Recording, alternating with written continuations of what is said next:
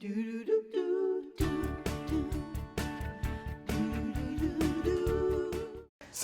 bubble gum we think of as a quintessentially American treat, right? I think we all unwrapped it in our trading card packages, or your parents would buy it for you at the candy store. Well, bubble gum actually is an international treat. Around the world, we've been eating it for centuries. Debbie, you might be happy to know about this. In Greece, they used to eat it, and it came from the mastic tree. So, mastica. Means gum. And in English, to masticate means to chew. That's where we got that word from. So originally, gum came from the sap of different trees. Now, in Greece, they would take it from the mastica tree. They would slice the bark, and then this the rubber oozes out. Now, in South America, they cut it out of the sapodilla tree, and in North America, they would take it from spruce trees. So bubble gum has been chewed around the world for centuries. But the best natural rubber for it was from the sapodilla tree, which is where we get chicle. That's what they call it in South America. Chiclets. There we go. That's exactly it. Chiclets. So, chicle in Greek.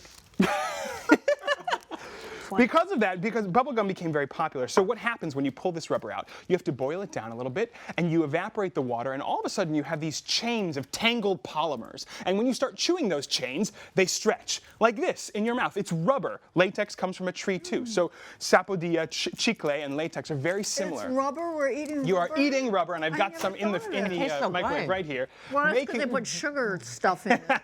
So making gum at home is actually very easy. When you take, you can already see, it's easy and a little bit messy.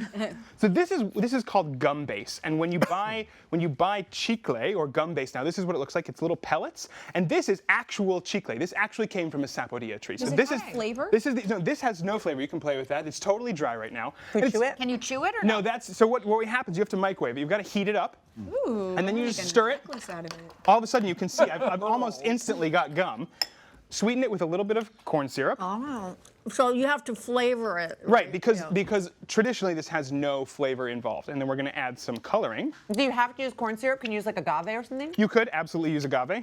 And where does a bubblegum flavor come from? Like, so this it's like the new car smell. It doesn't really exist, right? So the flavor and the color are very they're very traditional, right? It's always pink. Why is it always pink? Well, bubblegum, as we know it, really started in 1928 with Frank Fleer from the Fleer Company, which we know eventually became for a trading card company, right? Well, he invented something that he called blibber blubber. Now, blibber blubber was technically the first bubblegum. That's the second made-up word in the show. Yeah. Okay? And blibber blubber was terrible bubblegum because it actually was a bad... Blibber blubber was terrible bubblegum? Say that 10 times fast. So blibber blubber was not a very good bubblegum because it wasn't a great rubber. So when you would chew it, it got very splattery and it didn't hold its bubble. Now, Frank Fleer had an accountant named Walter Deemer. Walter liked to experiment when he wasn't doing Do you know what his accountant's name is? Yeah. Dan, I love you for that. Now, Walter Deemer, in his spare time when he was not accounting for things, was an amateur chemist. And he liked to experiment, so he started adding a little bit of latex. What's that white stuff? That's powdered sugar. So I'm just kneading this into the powdered sugar. We're going to have bubblegum in a second.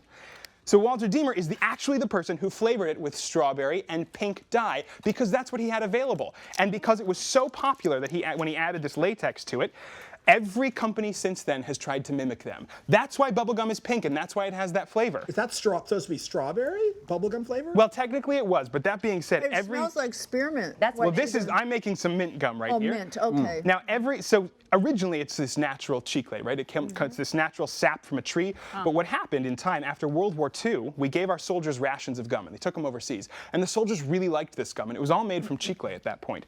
But it was so popular, and they were trading it with everybody, that actually we began to deplete the natural resources of chicle.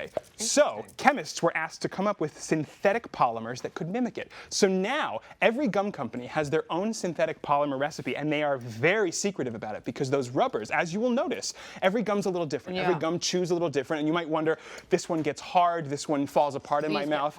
It's harder to drink water. Yes, and it gets hard because gum is thermoreactive. So these polymers are very reactive to temperature. When you're chewing it, when you keep it in a warm mouth, it's nice and pliable. But if you drink a sip of water, that water's a drastically different temperature from the inside of your mouth, right? All of a sudden, those polymer chains seize up.